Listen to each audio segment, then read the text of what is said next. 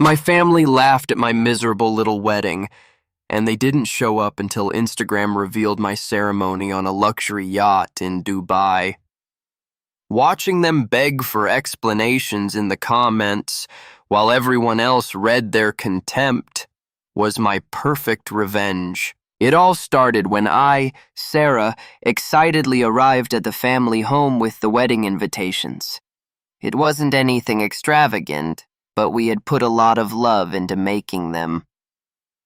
My mother, Eleanor, looked at the invitation as if I'd handed her a cheap pizza flyer. Is this serious? A venue this simple? Eleanor tossed the invitation onto the table as if it disgusted her. Oh, what a shame. My brother, Michael, snatched it from her and showed it to his girlfriend, trying to hold back his laughter. Look, Sarah's going to have her big wedding here. Doesn't that seem, well, quaint? Michael's girlfriend covered her mouth, feigning pity. Oh no, how sad.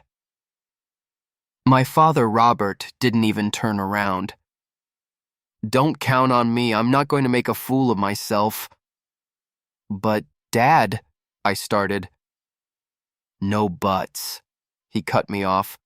That's not a wedding, it's a neighborhood get-together. Just then, my Aunt Carol walked in, as if the universe needed an extra chorus of mockery. What are you all talking about? She asked. The girl's pathetic little wedding, Eleanor said with disdain, as if the word wedding itself was too distasteful to form. Oh yes, my friend told me already, Carol chimed in. She said it's such a shame Sarah settled for so little. My brother Michael burst out laughing. People will think we ran out of money or something even worse. Deep down, I already knew this would happen. I wasn't expecting an ovation, but hearing it from their own mouths, so raw and unfiltered, was like receiving a slow-motion slap in the face. As I put away the crumpled invitation, something broke, or perhaps something hardened, inside me. They would soon see who truly had the miserable wedding. I didn't sleep that night. My family's words repeated in my mind like a haunting song. But it wasn't just the words from that afternoon. They were an echo. The final verse of a cruel opera I had been listening to my entire life. Sitting in the dark kitchen, the humiliation of the invitation dissolved into a carousel of bitter memories. I was 19, introducing them to my first boyfriend, an incredibly sweet guy who worked as a mechanic to pay for his studies. I remember Eleanor's frozen smile and her subsequent private comment. Sweetheart, love is nice, but it doesn't pay a mechanic's bills. Aim higher. At 23, when I announced I was dropping out of the law program my father, Robert, had chosen for me to pursue my passion for graphic design, he didn't even look at me. So much investment in your education just for you to end up drawing pictures. What a disappointment. Then there was the constant comparison with my brother, Michael. His promotions at a marketing firm were celebrated with expensive dinners, and his new cars were a source of family pride. When I sold my first piece to an independent gallery, Michael joked at Christmas dinner, well, at least it pays the rent. There are levels to everything, right?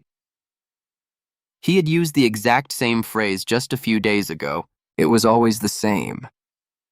Value was measured in money, status above affection, appearance above happiness. This wasn't about a wedding. It never was. It was about me, about choosing a path they couldn't brag about at their social club. The kitchen clock chimed 3 a.m. The weight of a lifetime of slights settled heavily in my chest. It was then that I told my fiancé, David, everything, not just about the invitation. I told him about the mechanic boyfriend, about my career change, about my brother Michael, word for word, even the pauses. My father, Robert, said you would leave me destitute, I told him, my voice breaking. I watched his jaw clench. That's not the worst part, I whispered. My sister Emily already told the whole family not to get their hopes up, saying they wouldn't come. Those were her exact words. He remained silent for a long moment. Then he took my hands with a calmness that surprised me. I have to confess something, David said. My family isn't what you think. A shiver ran down my spine. What do you mean? My father doesn't just sell furniture. That's his hobby, a small side business. In reality, he owns a real estate development company that builds luxury resorts and hotels all over the world. We've been working with international investors for years, but he always told me to keep it private here. People will treat you differently if they know you have money, he used to say. I was speechless. Are you serious? Absolutely. And my mom isn't a stay-at-home mother. She's an architect with contacts all over the world. David ran his hands through his hair. When I tell them what your family did to you, they want a money show? We're gonna give them the show of their lives. The next day, we went to David's parents' house. They had always treated me like their own daughter, but this time, when I told them what had happened, I saw something different in their eyes, something more protective, more personal. I can't believe they said such things to you, David's mother, Alice, said. Anyone who messes with the woman my son loves messes with us, David's father, John, added, with a calmness that made my skin crawl. What do you need to make those people eat their words? Alice stood up without a word. She grabbed her tablet and quickly dialed. They're going to eat their words. This will be the wedding of the year, she declared. She called her assistant in Dubai. I need you to reserve the 200-foot yacht for a private ceremony and contact the photographer who worked with the Al-Rassid family. Meanwhile, Eleanor sent me a WhatsApp article about how women suffer when they marry someone of lower status or practically lower class. The message read, "For you to reflect on." These people have no shame, Alice murmured when she saw the message, as if she couldn't believe what she was reading. That afternoon, we sat down to analyze my family's Instagram profiles. Alice took notes like a detective in a crime novel. Your sister Emily is obsessed with brands. Look, Gucci, Louis Vuitton, always tagging stores. Your mom Eleanor brags about her vacations in Cancun as if it were Paris. And your dad, Robert, she chuckled. His newest car is a 2018 BMW, and he posts it like it's a Lamborghini. They're just showing off, John concluded. People who are secure in their position don't need to flaunt it so much. Alice then created a private Instagram account. She added 3 of my distant cousins and 2 work acquaintances. The gossip has to filter naturally, she explained. If we add too many people, it will look suspicious. 3 days later, my brother, Michael, uploaded photos from a weekend at a local resort. The caption read, "Enjoying the good things in life. There are levels to everything." Did you see this? I asked, showing the screen to Alice. Perfect, she said. Now we know we're on their minds. As a test, we bought a Hermes bag and a Rolex watch. Alice took casual photos of me at an elegant cafe and uploaded them to our private account with the description, "Coffee dates before the preparations." The next day, my distant cousin Jennifer commented, "What a pretty bag." That night, my Aunt Carol messaged me, "My dear, people are saying you're buying expensive things. Wouldn't it be better to save for a house?" Alice cackled. "The gossip has already reached your family. I bet they have a WhatsApp group talking about your new extravagant life." She wasn't wrong. Jennifer later told me that in the family chat, they wrote, "They're already spending money they don't have. They'll be in debt before their first anniversary." The bait worked, I told Alice. "Now comes the fun part," she replied, showing me the contacts on her phone. "You know what every luxury wedding needs? Witnesses. Lots of witnesses." Alice started making calls in Arabic. John, meanwhile, spoke in English with someone from London. David translated snippets. "Royal wedding photographer. Flowers from the same place the Prime Minister's daughter got married. Band that plays at the Burj Al Arab." "Isn't this too much?" I asked, half laughing, half trembling. "Love," David said, cupping my face. "My family has been building palaces for 20 years for people who spend in one night what your family earns in a year. This isn't too much. You deserve this, and more." Alice ended her last call and smiled at me. "Done. Your family wanted a decent wedding. They're going to have to eat their words when they see what a truly decent wedding looks like." That night, as I reviewed the photos we had uploaded to our private account, I saw that my sister, Emily, had tried to follow us from a fake account. Alice had rejected the request without batting an eye. "Let them die of curiosity," she said. "Desperation will drive them crazy. And when they see the real photos..." She paused, smiling in a way that gave me chills. "They'll understand the true meaning of the word miserable." When we boarded the plane to Dubai, we already knew what we were about to do.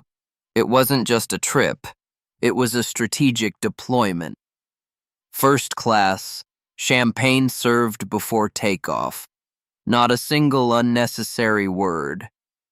I uploaded a story of the glass with the label facing the camera, my hand with the visible ring, and an airplane emoji. Nothing more. It was just the first bait. Upon arriving at the international airport, a chauffeur in a crisp, dark gray suit greeted us, holding a tablet with our names.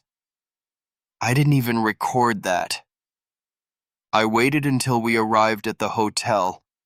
Not the hotel where we would be staying, but the hotel that David's parents had helped build 5 years ago, where their name was still engraved on one of the marble walls.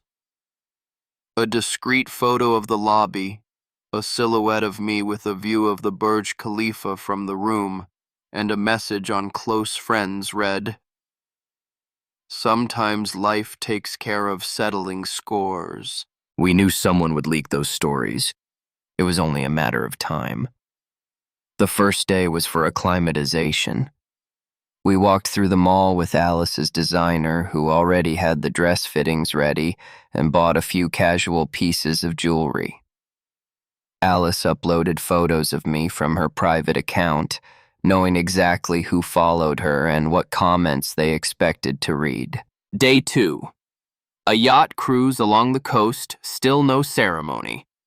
The yacht belonged to one of John's associates. It was 200 feet long with a snow-white deck, opulent without being vulgar. I uploaded a photo of the skyline from the water at night, with soft lights reflected in the sea. The caption read, "A modest view to start our life together." Someone, I don't know who, took a screenshot. Within 30 minutes, Michael commented from his account, "Did you win the lottery or something? Be careful with debt, sis." I read Michael's comment while getting my nails done. I didn't even reply. I just showed it to Alice. "Perfect. They're already biting," she said. My mother, Eleanor, wasn't far behind. She commented on another photo, this time of me at a restaurant with David, saying, "Daughter, I hope you're being sensible. Love doesn't pay credit card bills." David and I looked at each other and burst out laughing. They didn't know it, but they were driving their own downfall. Day 3, we decided to escalate. We uploaded a carousel of pre-wedding preparation photos, professional makeup, close-ups of haute couture fabrics, and a view from the suite where my dress hung on a golden hanger. In one of the photos, my hand was holding a champagne glass. The ring sparkled more than usual. We uploaded another photo with our hands intertwined. David's Patek Philippe watch and my ring. The caption I wrote was almost surgical. "Marrying the richest man I know, in values, in spirit, and it turns out in everything else too. Thank you for showing me what true worth is." My cousin's comment was immediate. "Is this the same David everyone thought sold chairs?" Someone else replied, "Brother, look up his full name on Google. I just fell out of my chair." Someone did and shared it. A cousin sent a screenshot of a Forbes article. David, surname, the silent architect of luxury hospitality in the Middle East. Then another. Founder of Green Humanity Foundation, $1 million donations, awarded in Geneva. Those links flooded the family group chat. Screenshot after screenshot, someone even sent his LinkedIn profile, and then silence. The family chat, which until that moment had been a machine of comments, theories, and disdain disguised as gossip, fell silent for 15 minutes. Nothing. No emoji, no wow, no congratulations, just the weight of pride collapsing in real time. Then came the cleanup. I watched as the comments from my mother, Eleanor, my brother, Michael, and even an aunt disappeared. They deleted everything, as if that could undo the entire story. But there was no turning back. Day 4, the big day. The ceremony was on the yacht's deck at sunset. There were only a few guests, David's parents, 2 close family associates, and some of our friends. Everyone was chosen with precision, each with a strong social media presence, each with high-profile followers, each a part of the plan. The ceremony was intimate and perfect, without unnecessary eccentricities, but with no expense spared on details. White flowers, soft live music, a violinist who played as I walked towards David. My dress floated in the wind. When we said "I do," there wasn't an exaggerated ovation, just a shared smile. Natural. Real. Then came the star post, a photo on the yacht deck just at dusk. I was in my dress, David in his suit, embracing, with warm lights in the background. We posted that image with the caption, "Thank you for joining us in this new chapter." It wasn't a common wedding, it was a unique, intimate, and unforgettable event. Below it was a second photo, David and I with his parents. The caption was direct. "Infinitely grateful to my new parents for making our dream wedding a reality. Family is who chooses to be there for you." I tagged John. His profile was private, but his name was already circulating. Then the panic began.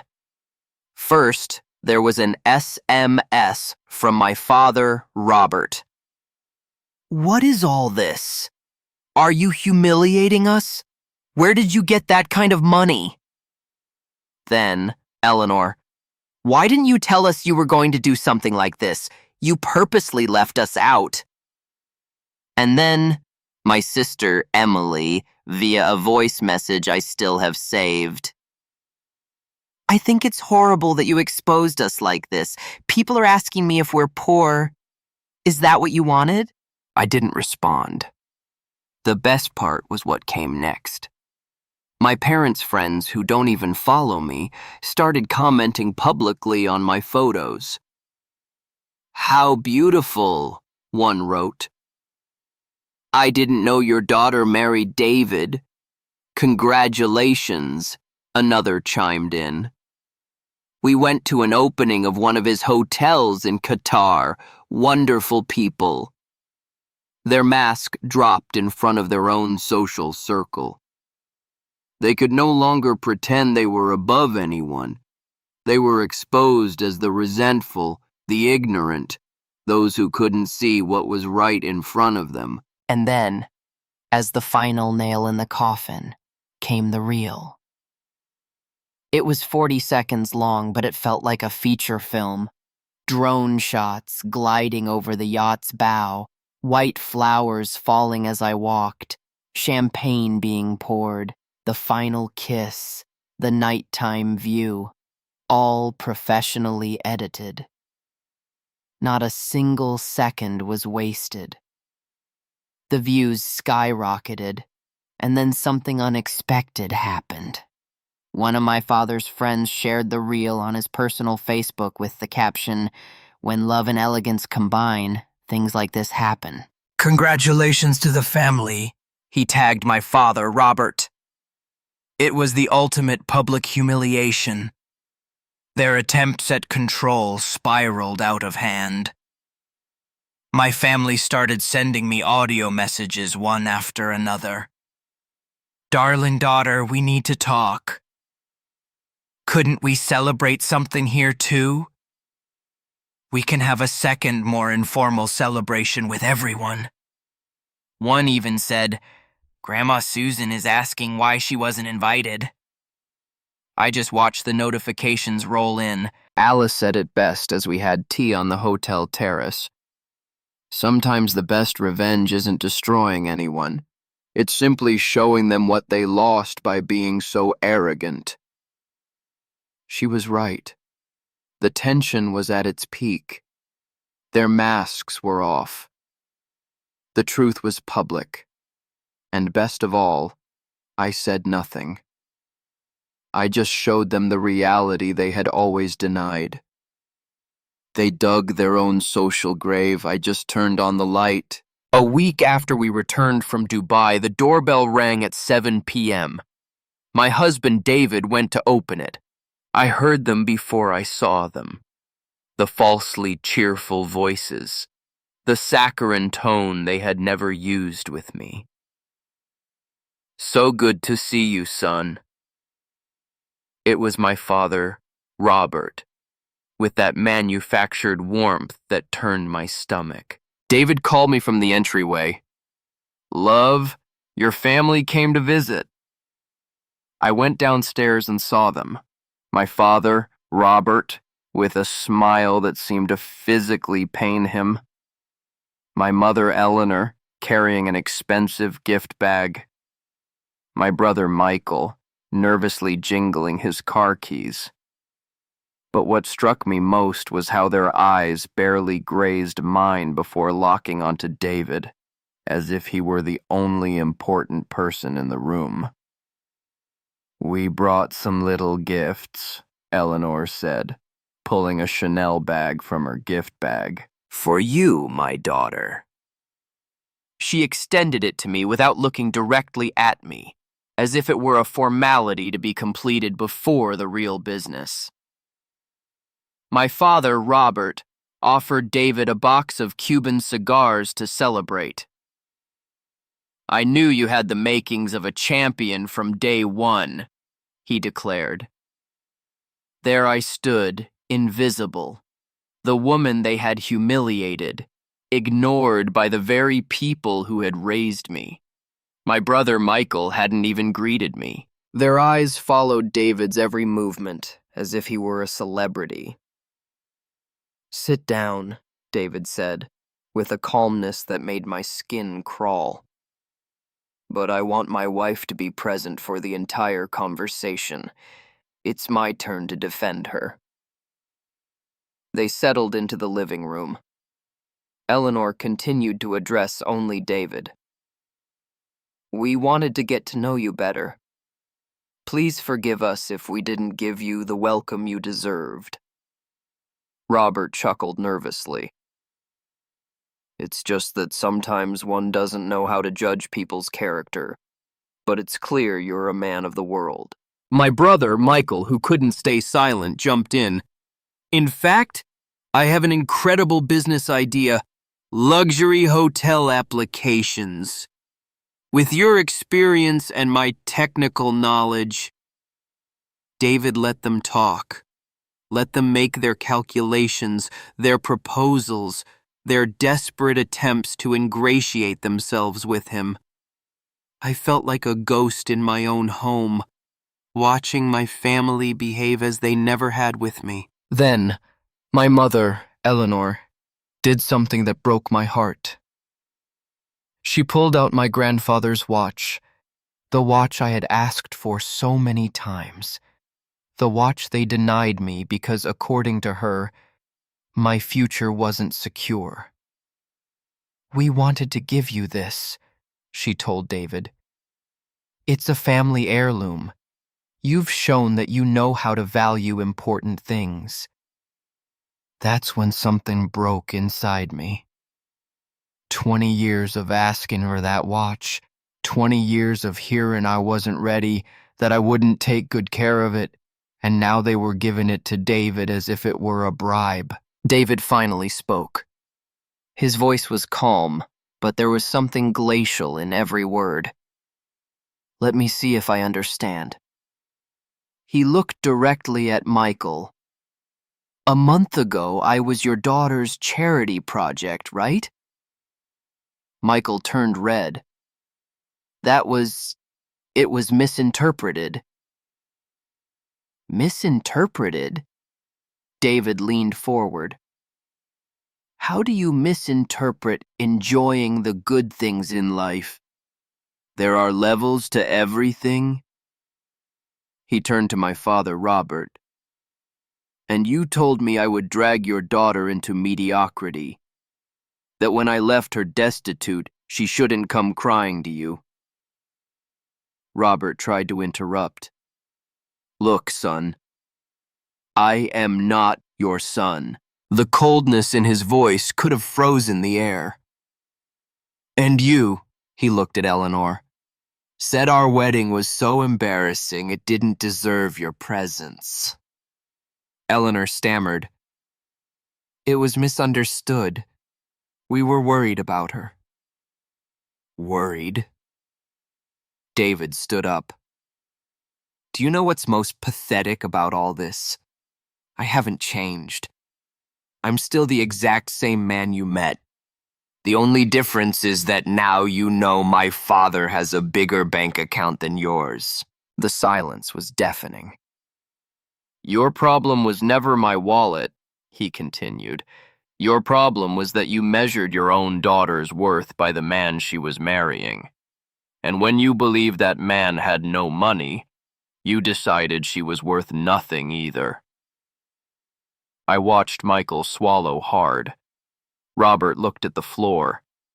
Eleanor nervously clasped her hands. "But this is what you will never be forgiven for." David took my hand. "The greatest insult wasn't to me.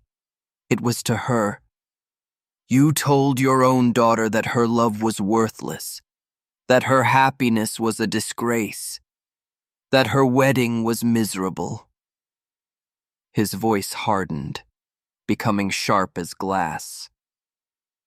"An extraordinary woman who loved you unconditionally, and you treated her like trash because you thought she was marrying someone poor." Do you know what that says about you as people? Eleanor tried to speak. We love her. No!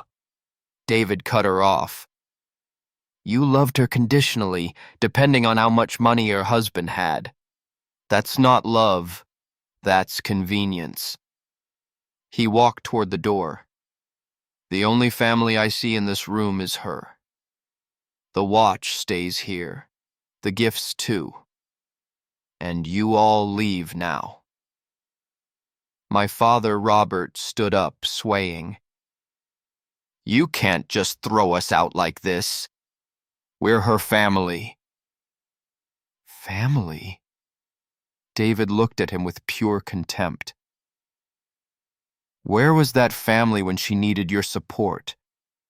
When she cried because the people she loved most humiliated her on the most important day of her life? My brother, Michael, tried one last play. We can start over. Forget all this. Just like you forgot your sister when you thought she wasn't convenient for you. David opened the door. No, some wounds aren't forgotten. Some wounds are remembered forever. He watched them leave one by one. Eleanor tried to hug me as she passed. I pulled away. My child, please. I am not your child anymore, I said with a voice I didn't recognize as my own. I stopped being your child the day you decided my happiness was an embarrassment to you. When the door closed, David hugged me.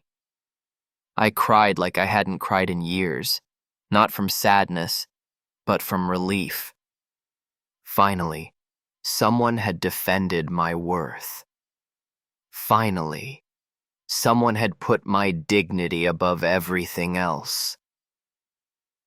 Do you regret it? I asked him. Regret what? Marrying the most valuable woman I know? Building a real family with you? He looked into my eyes. Never. They lost an extraordinary daughter. I gained an extraordinary wife. There's no comparison. That night, as we picked up the gifts they had left, I found a note from Eleanor under the handbag. Please forgive us. We were wrong. I tore it up without finishing it. Some apologies come too late. Some wounds are too deep. But for the first time in years, I felt whole. I no longer needed their validation, no longer needed their conditional love. I had something much better. A family that chose me for who I am, not for what I have. 6 months later, the consequences kept rippling out. My brother Michael was fired from his job. His boss, who had seen all the humiliation on Instagram, told him, "We don't want people with that kind of judgment in this company." I knew this because my cousin Jennifer told me in a message she later deleted. My parents became social pariahs at their club's annual charity event. People openly ignored them. They were seen as greedy fools who made the wrong bet, according to my Aunt Carol, in an awkward call I cut short after 5 minutes. We blocked my entire family on social media. Digital silence became our new peace. No more toxic notifications, no more emotional blackmail, no more manufactured drama. David burned a letter that arrived from Eleanor without letting me read it. Protection above all, he simply said. I didn't argue. Some wounds don't need further examination. We decided to legally change my last name to his. It was symbolic, cutting the last formal ties with that family. The day I signed the papers, I felt freer than ever. Poetic justice was complete. In their desperate pursuit of status and wealth, My family lost everything: their family connection, their social reputation, and any chance of accessing the world they so desperately craved. They were left with their poverty of spirit. The true wealth was never David's money. It was the dignity I reclaimed for myself. It was learning that family is chosen, not inherited. It was discovering that unconditional love exists, only it doesn't always come from where you expect. Some wounds break you. Others rebuild you stronger. This was one of the latter. I no longer need their validation. I no longer await their repentance. I no longer carry their toxicity. I have something much better. A life of my own, built on my own terms, with people who chose me for who I truly am. And in the end, that's worth more than all the luxury weddings in the world. So now I ask you, have you ever had to choose between keeping family peace and defending your own dignity? Was the cost worth it? Or do you think I should have swallowed my pride and forgiven them? Because after all this, I still wonder if I went too far, or not far enough.